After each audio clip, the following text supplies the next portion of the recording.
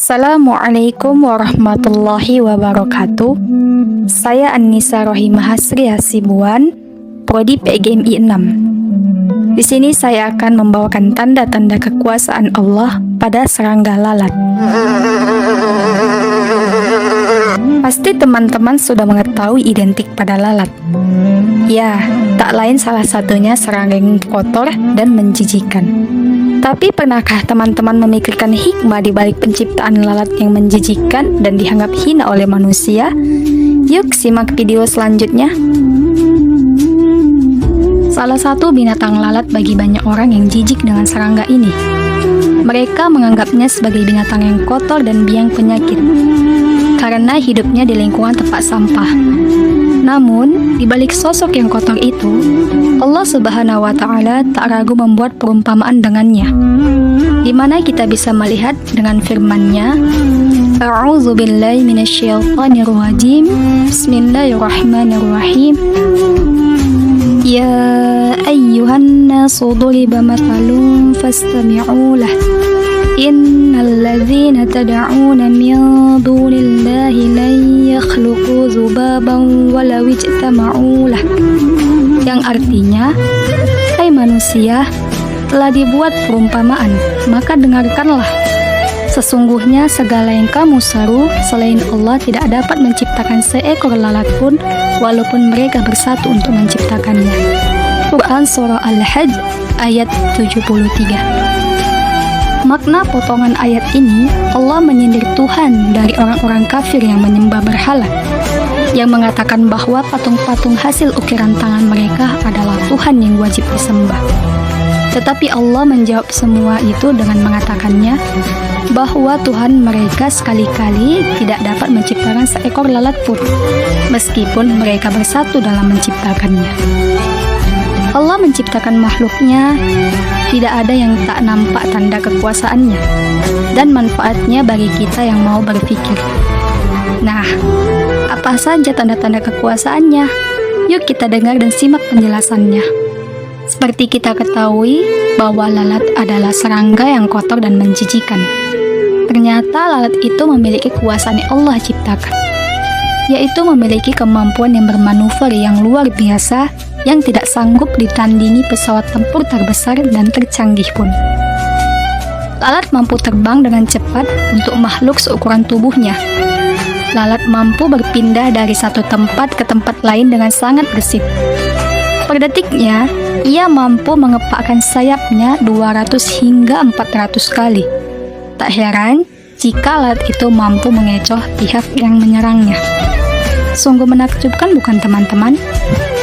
Sesuai dengan firman Allah Subhanahu wa Ta'ala, A'udzu billahi minasyaitonir rajim. Bismillahirrahmanirrahim. Wa in yaslubhumud dzubabu syai'an la yastaqdhifuhu minhu du'afat talibu wa matlub. Dan jika lalat itu merampas sesuatu dari mereka, mereka tidak dapat merebutnya kembali darinya, sama lemahnya yang menyembah dan yang disembah. Quran Surah Al-Hajj ayat 73. Selain itu, yang menariknya pada seekor lalat ini dibuktikan juga dengan kekuasaan Allah Subhanahu wa Ta'ala pada serangga lalat yang terdapat pada hadis Rasulullah Sallallahu Alaihi Wasallam melalui riwayat Abu Hurairah. Beliau bersabda, jika lalat jatuh di minuman salah seorang dari kalian, maka benamkanlah lalat tersebut, kemudian angkat kembali, sebab dalam satu sayapnya terdapat penyakit, sedangkan pada sayap lainnya terdapat obatnya. Hadis riwayat Bukhari. Selanjutnya, hal yang sangat menakjubkan bagi lalat yang kecil itu juga memiliki saraf yang menyerupai jumlah saraf yang ada pada manusia. Sungguh menakjubkan bukan teman-teman dengan tanda-tanda kekuasaan Allah pada seekor lalat. Maka dari itu, jangan anggap remeh terhadap binatang yang sangat kecil seperti lalat, walaupun hidupnya di tempat sampah dapat membuat banyak orang merasa jijik dan merasa biang penyakit. Tapi ketahuilah teman-teman bahwa Allah tidak akan menciptakan sesuatu yang kecil ataupun besar tanpa ada hikmah dan manfaatnya pada tanda-tanda kekuasaan bumi, agar kita sebagai manusia bisa mengambil pelajarannya. Semoga video ini bisa menjadi manfaat. Wassalamualaikum warahmatullahi wabarakatuh. Assalamualaikum warahmatullahi wabarakatuh. Puji syukur kepada Allah Subhanahu wa Ta'ala, dan bersalawat kepada Nabi Muhammad sallallahu alaihi wasallam. Allahumma sholli wa sallim wa barik alaihi. Di dalam Al-Quran terdapat pada surah An-Nahl surah ke-16 ayat 65 yang berbunyi, A'udzu billahi minasyaitonir rajim. Bismillahirrahmanirrahim. Wallahu anzala minas samaa'i ma'an fa ahya bihil ba'da mautiha inna fi dzalika laayatan liqaumi yasma'un. Artinya, dan Allah menurunkan air hujan dari langit, dan dengan air itu dihidupkannya bumi yang tadinya sudah mati. Sungguh pada yang demikian itu benar-benar terdapat tanda-tanda kebesaran Allah bagi orang-orang yang mendengarkan atau pelajaran. Allah Subhanahu wa Ta'ala mengajak para hambanya untuk memperhatikan dalil dan bukti yang menunjukkan kebenaran bahwa Allah Subhanahu wa Ta'ala itu Maha Esa, dan dialah yang benar dan berhak dipertuhankan dan pantas disembah. Dalam hal ini Allah Subhanahu wa Ta'ala menjelaskan bahwa Dialah yang menurunkan hujan dari langit, yang dibutuhkan berbagai macam tanaman di permukaan bumi.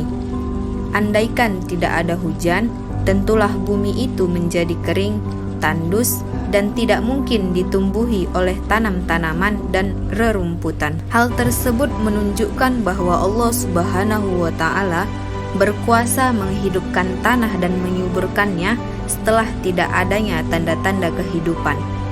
Orang-orang yang memperhatikan kejadian itu tentu akan melihat bukti-bukti yang jelas dan tanda yang pasti tentang adanya Allah Subhanahu wa Ta'ala. Bukti-bukti tersebut hanya dapat dipahami bagi orang yang mau mendengarkan penjelasan dari Allah Subhanahu wa Ta'ala, memperhatikan dan memikirkan tanda-tanda keesaannya. Hal tersebut dapat pula dilakukan dengan penelitian secara langsung, atau mendengarkan dan memahami pengalaman-pengalaman atau hasil penelitian orang lain dengan sebaik-baiknya. Keadaan manusia yang berusia lanjut dapat kembali ke masa bayi lagi, tidak mengetahui sesuatu yang pernah diketahuinya. Dengan mengamati manusia pada usia lanjut, dijadikan bukti bahwa hanya Allah Subhanahu wa Ta'ala sajalah yang maha mengetahui dan maha kuasa atas segala sesuatu yang lahir di alam fana ini. Pada surah An-Nahl ayat 65, Allah Subhanahu wa Ta'ala menyuruh hambanya untuk memperhatikan dalil yang menunjukkan kebenaran bahwa Allah Subhanahu wa Ta'ala berhak disembah dan berkuasa menurunkan hujan yang menyebabkan tumbuh berbagai macam jenis tanaman, sehingga bumi menjadi terlihat hidup dan subur untuk dinikmati oleh seluruh manusia di alam semesta. Allah Subhanahu wa Ta'ala menurunkan hujan untuk menyuburkan tanah. Dengan air hujan, berbagai jenis tanaman dan tumbuh-tumbuhan dapat tumbuh dan berkembang untuk dinikmati hasilnya oleh seluruh kehidupan manusia. Dengan demikian, diharapkan kehidupan manusia dapat tenang atau istiqomah dalam melaksanakan ibadah ataupun bermuamalah dalam rangka meningkatkan keimanan dan ketakwaan kita kepada Allah Subhanahu wa Ta'ala. Maha suci Allah dengan segala firman-firman-Nya. Terima kasih. Semoga bermanfaat bagi kita semua. Salam undur dari saya, Hidayati Siregar, mahasiswi UIN Sumatera Utara, PGMI 6 tahun 2021. Assalamualaikum warahmatullahi wabarakatuh. Assalamualaikum warahmatullahi wabarakatuh. Perkenalkan, nama saya Khairunisa Nasution, NIM 0306213055, Prodi PGMI 6. Di sini saya akan membahas tentang salah satu tanda-tanda kekuasaan Allah terhadap burung. Salah satu tanda kebesaran atas kekuasaan Allah di muka bumi ini yaitu burung. Allah telah menciptakan burung sebagai tanda kekuasaannya. Burung adalah salah satu makhluk yang ditundukkan oleh Allah bagi manusia, guna dinikmati dan dijadikan ibrah dalam kehidupan. Telah menjadi kehendak Allah bahwa burung menjadi ayat kauliyah atau tersurat dan kauniyah sebagai kosmologi. Oleh karena itu, manusia diperintahkan oleh Allah untuk selalu membaca ayat-ayatnya secara utuh, baik yang tersurat maupun yang tersirat. Berikut ini salah satu dalil yang menjelaskan tentang kekuasaan Allah yang mengenai burung. Allah Subhanahu wa Ta'ala berfirman dalam surah An-Nahl ayat 79, yang artinya, tidaklah mereka memperhatikan burung-burung yang dapat terbang di angkasa dengan mudah, tidak ada yang menahannya selain Allah. Sungguh pada yang demikian itu benar-benar terdapat tanda-tanda kebesaran Allah bagi orang yang beriman. Quran Surah An-Nahl ayat 79. Burung mengajarkan kepada kita untuk memiliki obsesi melebihi bentuk fisik kita. Misalnya, fisik boleh kecil tetapi cita-cita dan idealisme harus lebih besar. Burung juga mengajarkan optimisme, tidak boleh berputus asa dalam berbuat, terutama dalam hal pemenuhan hajat dan kebutuhan sehari-hari. Bagaimana burung yang sedemikian kecil dari segi fisik itu begitu besar dalam semangat mencari dan mengais karunia Allah Subhanahu wa Ta'ala. Burung juga ditakdirkan terbang di udara, maka bobot tubuhnya juga ringan dan ringkas. Makanan burung itu adalah daging dan biji-bijian yang ditelan olehnya bulat-bulat tanpa dikunyah. Maka burung tidak dilengkapi dengan gigi. Lalu sebagai gantinya burung dilengkapi dengan paruh yang berfungsi untuk mengambil makanan, sehingga tidak kesulitan dalam mengambil biji-bijian dan tidak bengkok ketika mencabik daging. Kemudian salah satu hikmah ilahi adalah Allah menjadikan burung-burung itu berkembang biak dengan bertelur, bukan dengan melahirkan anak. Tujuannya agar tidak memberatkannya, sebab sekiranya burung-burung itu mengandung hingga sempurna kandungannya dan berat, tentu sangat berat baginya untuk terbang naik dan turun. Demikianlah penjelasan tanda-tanda kebesaran dari kekuasaan Allah Subhanahu wa Ta'ala yaitu burung. Semoga apa yang sudah saya sampaikan di atas dapat menambah wawasan dan pengetahuan kita. Sekian, terima kasih. Wassalamualaikum warahmatullahi wabarakatuh. Assalamualaikum warahmatullahi wabarakatuh. Alhamdulillahilladzi khalaqal insana min dzakarin wa untha. Wassalatu wassalamu ala sayyidil Mustafa wa ala alihi ahli sidqi wal wafa, amma ba'd. Bapak Ramadan Lubis MAG yang saya hormati, beserta teman-teman seperjuangan yang saya banggakan, terkhusus generasi muda Islam. Ma'asyiral muslimin rahimakumullah. Manusia adalah makhluk sosial yang senantiasa membutuhkan orang lain. Allah menciptakan manusia yang terdiri dari laki-laki dan perempuan. Menurut Badan Pusat Statistik Nasional tahun 2021, Indonesia memiliki 17.000 pulau, 1.313 bahasa daerah, 300 etnis, dan 1.340 suku bangsa yang berbeda-beda. Sebagaimana Allah berfirman dalam Al-Quran Surah Al-Hujurat ayat 13. A'udzu billahi minasyaitonir rajim. Bismillahirrahmanirrahim. Ya ayyuhan nasu inna khalaqnakum min dzakarin wa untha وَجَعَلْنَاكُمْ شُعُوبًا وَقَبَائِلَ لِتَعَارَفُوا إِنَّ أَكْرَمَكُمْ عِندَ اللَّهِ أَتْقَاكُمْ Innallaha alimun khabir. Sadaqallahul azim. Artinya, wahai manusia, sungguh kami telah menciptakan kamu dari seorang laki-laki dan seorang perempuan. Dan kami jadikan kamu berbangsa-bangsa dan bersuku-suku agar kamu saling kenal mengenal. Sungguh, yang paling mulia di antara kamu di sisi Allah ialah orang yang paling bertakwa. Sungguh, Allah Maha Mengetahui, Maha Teliti. Hadirin wal hadirat rahimakumullah.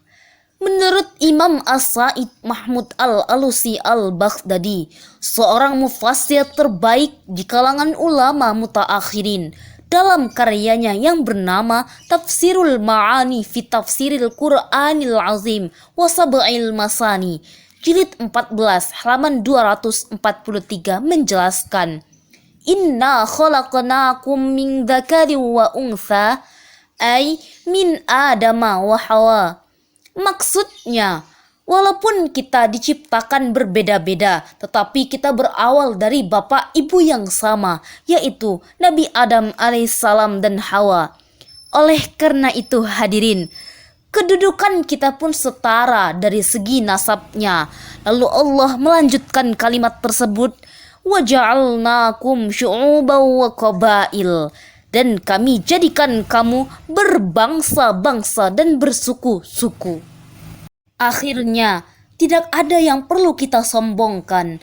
Pangkat, jabatan, ataupun kekayaan bukanlah sebuah ukuran. Tetapi Allah hanya melihat nilai-nilai ketakwaan yang kita cerminkan di dalam sebuah kehidupan.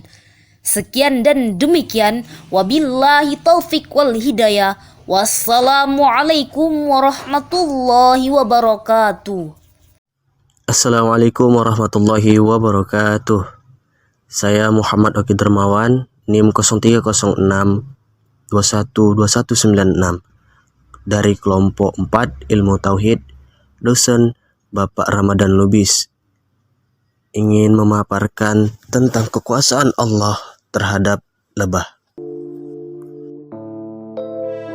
Lebah memiliki kedudukan yang mulia dalam Islam. Tak heran jika lebah dijadikan bukti kekuasaan Allah dalam Al-Quran, surah ke-16, surah An-Nahl, yang berarti lebah. Segala sesuatu yang diciptakan pasti tak ada yang sia-sia. Lalu, mengapa lebah begitu istimewa di dalam Islam? Makhluk ini adalah serangga yang berbulu dan bersayap 4. Allah menunjukkan kuasanya dengan lebah mampu memakan sari-sari tumbuhan dan menempuh jalan yang dimudahkan Allah baginya tanpa tersesat sekalipun. Lebah menghasilkan madu yang menjadi obat bagi tubuh manusia, sesuai dengan firman Allah surah An-Nahl ayat 69. Kemudian, makanlah dari tiap-tiap buah-buahan dan tempuhlah jalan Tuhanmu yang telah dimudahkan bagimu. Dari perut lebah itu keluar minuman madu yang bermacam-macam warnanya. Di dalamnya terdapat obat yang menyembuhkan bagi manusia. Sesungguhnya pada yang demikian itu benar-benar terdapat tanda kuasa Allah bagi orang-orang yang berfikir. Quran surah An-Nahl ayat 69. Ini mengisyaratkan kita agar meniru sifat-sifat yang baik yang ada di dalam diri lebah. Di antaranya adalah Pertama, lebah hidup di tempat yang bersih dan makan makanan yang bersih pula. Begitulah seharusnya sifat seorang mukmin yang harus mencari dan memakan hal-hal yang halal dan yang baik. Kedua, lebah mengeluarkan yang bersih dari tubuhnya. Hal itu adalah madu yang menyehatkan bagi manusia. Seorang mukmin harus menghasilkan hal-hal yang baik pula dan jauh dari hal-hal yang buruk. Tiga, lebah tidak merusak setiap ia hinggap di tumbuhan ataupun pepohonan dan hanya mengambil yang baik saja. Begitulah seharusnya seorang mukmin, janganlah melakukan kerusakan. Yang keempat, lebah tidak akan mengganggu kalau ia tidak merasa terganggu. Ia juga tidak akan menyengat jika tidak diganggu, dan tidak akan melukai jika tidak terancam. Dia rela mempertaruhkan nyawanya untuk mempertahankan hidupnya. Itulah karakter lebah yang menunjukkan kekuasaan Allah sebagai pedoman untuk manusia. Sungguh tidak sia-sialah Allah menyebut namanya dalam Al-Quran. Subhanallah, begitu banyak kuasa Allah yang ada di dalam diri seekor lebah. Sungguh sepatutnya bagi kita untuk meneladani cara hidup dari lebah. Ia memang bertubuh kecil, tapi sangat istimewa.